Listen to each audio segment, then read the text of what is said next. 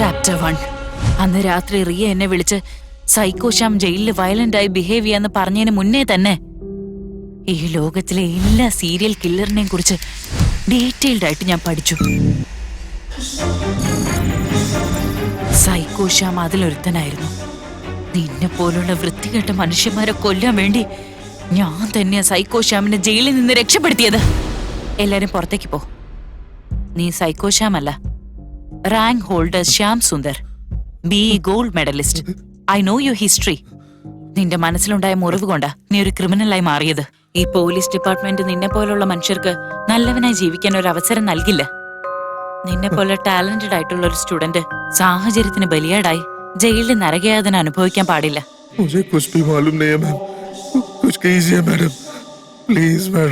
നീതി നടപ്പാക്കുന്ന പോലീസുകാരും ജീവൻ രക്ഷിക്കുന്ന ഡോക്ടർമാരും തമ്മിൽ വലിയ വ്യത്യാസമുണ്ട്. ഞാൻ അവരോട് നിന്നെ നിംഹാൻസിലേക്ക് ഷിഫ്റ്റ് ചെയ്യാൻ പറയും. അപ്പൊ നീ എങ്ങനെയെങ്കിലും രക്ഷപ്പെടാൻ നോക്ക്. അവിടുന്ന് 33 കിലോമീറ്റർ വന്ന മഴവിൽ കൊട്ടാരത്തിലെത്താം.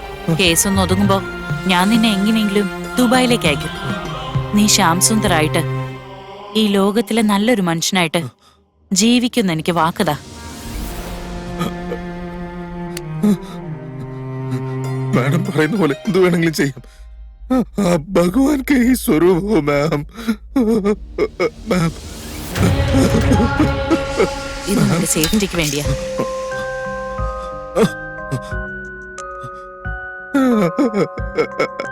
Thank you, ma'am. Thank you.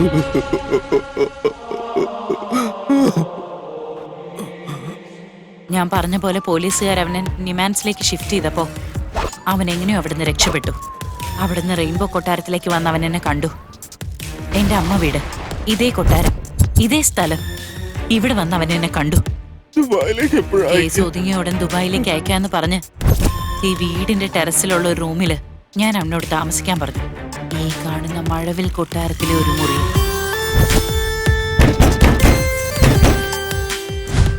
എന്താ പേടിച്ചു പോയോ നീ? നന്നായി വേർക്കുന്നുണ്ടല്ലോ. നിന്റെ വൈഫിന്റെ സമ്പാദ്യം വെച്ച് നീ കൊറേ AC-യിൽ കിടന്നല്ലേ? ചെ പാവം. ഒന്ന് വേഗം പോ ഭാർഗവ്. ചാപ്റ്റർ 2.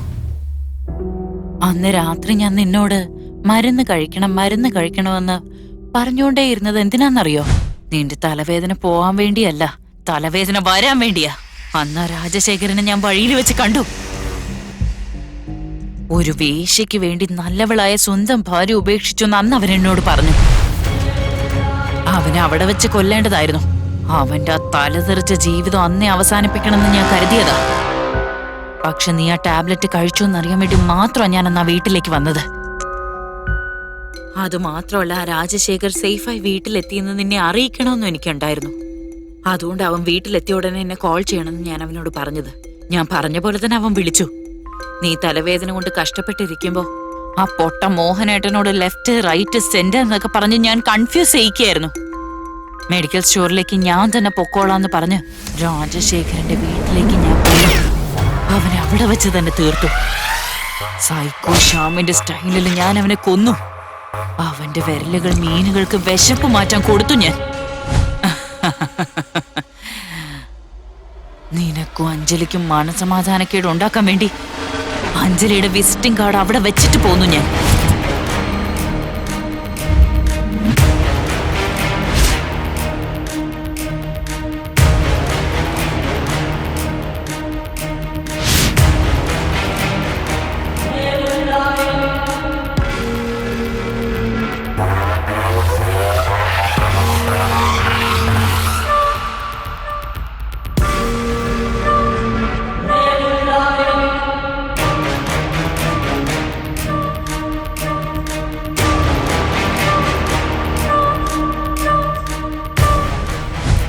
എല്ലാരും സൈക്കോ ശ്യാമിനെ സംശയിക്കുമ്പോ എന്റെ അനീതി ആ മിടുക്കി റിയ അഞ്ജലിയാണ് സംശയിച്ചത്. അഞ്ജലിയാണ് ആ കൊല ചെയ്തതെന്ന് പറഞ്ഞ് എല്ലാ മീഡിയയിലും ന്യൂസ് പേപ്പറിലും വാർത്ത വന്നു. അപ്പൊ എന്റെ പ്ലാൻ പോലെ തന്നെ അഞ്ജലിയുടെ മാനം തകർന്നു പോയല്ലോ. ഈ റെയിൻബോ ഹൗസ് എന്ന് പറഞ്ഞ എന്താ? ഈ റെയിൻബോ ഹൗസിലാ ഞങ്ങൾ രണ്ടുപേരും ജനിച്ചു വളർന്നത്. ചാപ്റ്റർ 3. റിയയുടെ എൻഗേജ്മെന്റിന്റെ അന്ന് ആ പവൻ അഞ്ജലി അപമാനിച്ചപ്പോ ഐ വിൽ കില്ലു എന്ന് അഞ്ജലി ഉറക്കെ വിളിച്ച് പറയുന്നുണ്ടായിരുന്നു. അപ്പൊ ഞാൻ അനുഭവിച്ച സന്തോഷം, അവളെ ടോർച്ചർ ചെയ്യാൻ കിട്ടുന്ന ഒരവസരവും ഒരിക്കലും പാഴാക്കാൻ ഞാൻ ആഗ്രഹിച്ചിരുന്നില്ല. അതുകൊണ്ട് വീണ്ടും ആ ജോക്കറിന്റെ വേഷം ധരിച്ച് ആ പവനെ ഞാൻ പരലോകത്തേക്ക് അയച്ചു. ആ വേശയില്ലേ, അവളുടെ പുറകെ ചുറ്റി നടന്ന പവനെ അങ്ങനെ തന്നെ ഞാൻ കൊന്നു. എനിക്ക് തോന്നുന്നു സൈക്കോ ശ്യാം ചേച്ചിയെ കിട്ടാത്തോണ്ടാണ് ആ സെൽവമുരുകനെ കൊന്നെന്ന്. That bastard. ശരി അറിയാ. ഫാസ്റ്റ് ഭാർഗവ്. ഞാൻ ചെയ്ത എല്ലാ കൊലപാതകവും അഞ്ജലിയുടെ തലയിൽ വന്ന് വീണു. പോലീസ് അവളൊരു പട്ടിയെ പോലെ വലിച്ചഴച്ച് അകത്തിട്ടു. എന്റെ അടുത്ത ടാർഗറ്റ് ആരും സംശയിക്കരുതെന്ന് കരുതി ഞാൻ തന്നെ അവൾക്ക് ജാമ്യം നേടിക്കൊടുത്തു. ജയിലിൽ നിന്ന് അവളെ ഇറക്കിയപ്പോ എന്റെ മുന്നിൽ വെച്ച് തന്നെ എന്റെ അനിയത്തിയെ ഭീഷണിപ്പെടുത്തി അവള്. ആ സമയത്ത് എനിക്ക് അവളെ കൊല്ലാനുള്ള ദേഷ്യം ഉണ്ടായിരുന്നു. എന്നിട്ട് ഞാൻ സമാധാനത്തോടെ അവളെ വാ എന്ന് പറഞ്ഞ് കൂട്ടിക്കൊണ്ടുപോയി. ചാപ്റ്റർ 4. നമ്മുടെ ആനിവേഴ്സറിയുടെ അന്ന് ഞാൻ തന്നെ ഫോട്ടോയിൽ ക്രോസ് ചെയ്ത് ടേബിളിൽ തീ കൊളുത്തി. എന്നിട്ട് റോഹൻ പേടിയാവുന്നു പറഞ്ഞ് അലറി വിളിച്ചു. ആ ഡ്രാമ നടത്തിയ സമയത്ത് എനിക്ക് എന്ത് സന്തോഷമായിരുന്നോ. നീ അഞ്ജലിയുടെ നെഞ്ചിലേക്ക് ഗൺ ചൂണ്ടിയപ്പോ ആഹാ, ഞാൻ അനുഭവിച്ച പരമാനന്ദ സുഖമുണ്ടല്ലോ. അവളെ ആനിവേഴ്സറിക്ക് ഇൻവൈറ്റ് ചെയ്തത് ഞാൻ തന്നെയാ. ഒരു നിമിഷത്തേക്കെങ്കിലും അവളെ നീ സംശയിച്ചില്ലേ റോഹൻ? സൈക്കോ ശ്യാമാണത് ചെയ്തതെന്ന് പറഞ്ഞ് ഞാൻ നിന്നെ വിശ്വസിപ്പിച്ചില്ലേ? ഞാൻ നിന്നെ ഒരുപാട് പേടിപ്പിച്ചില്ലേ? പാവം എന്റെ ഭർത്താവ്, നീ എന്നും രാത്രി പേടി സ്വപ്നം കണ്ട് എഴുന്നേറ്റില്ലേ? ചാപ്റ്റർ 5. അഞ്ജലിയെ കൊല്ലാനായി ഞാൻ പ്ലാൻ ചെയ്തപ്പോ തന്നെ അവൾ തന്നെ എന്നെ കോൾ ചെയ്ത് ലോങ് ഡ്രൈവിന് പോവാന്ന് പറഞ്ഞു. ഒരു കശാപ്പ് ശാലയിലേക്ക് ഓടിക്കേറി വന്ന ഒരു ആട്ടിൻകുട്ടിയെ അറവുകാരൻ വെറുതെ വിടുവോ? 2 കൈയും വലിഞ്ഞ് ഒരു മരത്തിൽ കെട്ടി കത്തി എടുത്ത് കുത്തി ഞാൻ അവളെ കൊന്നു. അവളുടെ വിരലുകൾ അരിഞ്ഞ് ആ നദിയിലേക്ക് ഞാൻ തർപ്പണം ചെയ്തു. കാക്കയ്ക്കും കൃമി കീടങ്ങൾക്കും ഒക്കെ ആഹാരമായി അവള് ചത്തു. പിഴച്ച ശവം. അവള് മരിച്ചതിന് ശേഷം എന്റെ അടുത്ത ടാർഗറ്റ് നീ തന്നെയായിരുന്നു. ഈ ബ്ലോക്ക് മാറുന്നില്ലല്ലോ. അവൾക്കൊന്നും സംഭവിക്കില്ല Riya. I am concern Bhargav. Don't get tensed. എനിക്കറിയാം ചേച്ചിക്ക് ഒന്നും ആവില്ലെന്ന്. I am also worried about Rohan. നിന്നെ എങ്ങനെയാ കൊല്ലാന്ന് ആലോചിച്ചിരിക്കുമ്പോഴാ എന്റെ ലിസ്റ്റിലേ ഇല്ലാതിരുന്ന ആ മുരുകൻ എന്ന് പറയുന്നവൻ പെണ്ണുങ്ങളെ പറ്റി തീരെ അപമര്യാദയായി സംസാരിച്ചത്. ആ അലവലാതി ചെറ്റ അവിടെ വെച്ച് തന്നെ ഞാൻ കൊന്നു.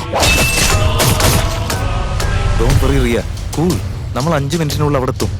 Answer me Rohan. ഞാൻ നിന്നോടുള്ള സ്നേഹത്തിൽ എന്തെങ്കിലും കുറവ് വരുത്തിയിട്ടുണ്ടോ? ഇല്ല Rekha, you are a good boy. എനിക്ക് നോണ പറയുന്നവരെ കണ്ടാൽ തന്നെ എന്തെന്നില്ലാത്ത ദേഷ്യം വരും. നീ പറയ, സത്യം പറയ രോഹൻ.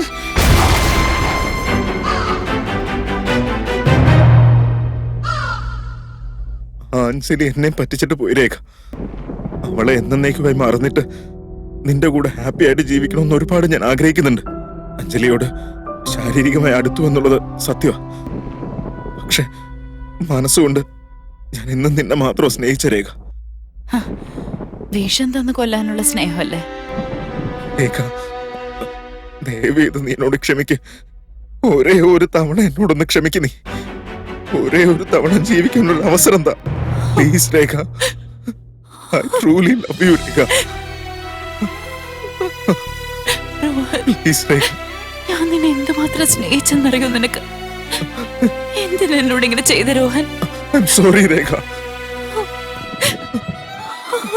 I'm sorry രേഖ.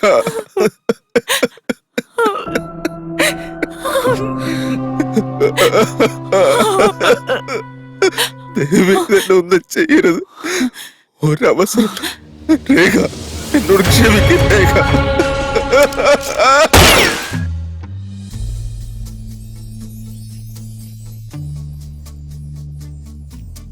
ശാന്തിയായി വരൂ ശ്രീമതി, മനഃശാന്തിയായി വരൂ ശ്രീമതി. നിന്റെ ദുഷ്ടചിന്ത കൊണ്ട് അഹങ്കാരിയായവനെ നിന്റെ തെറ്റായ ചിന്തകൾക്ക് തന്നെ അട്ടഹാസമായവനെ പരിശുദ്ധ പാപം മനസ്സുകൊണ്ട് ശാന്തിയായി വരൂ ശ്രീമതി. അഹിംസയെ തുടച്ചു നീക്കി അധർമ്മത്തെ അടിച്ചു നിർത്തി ദുഷ്ടനിഗ്രഹം നടത്തി ധർമ്മത്തെ പുൽകിടു നീ ശാന്തിയായി വരൂ ശ്രീമതി. തെറ്റാണ് ചെയ്തത്. വന്നവനെ ഉയിര് തേടി നടന്നോ നീ, മാംഗല്യം പരമാകും വിധി ശാന്തി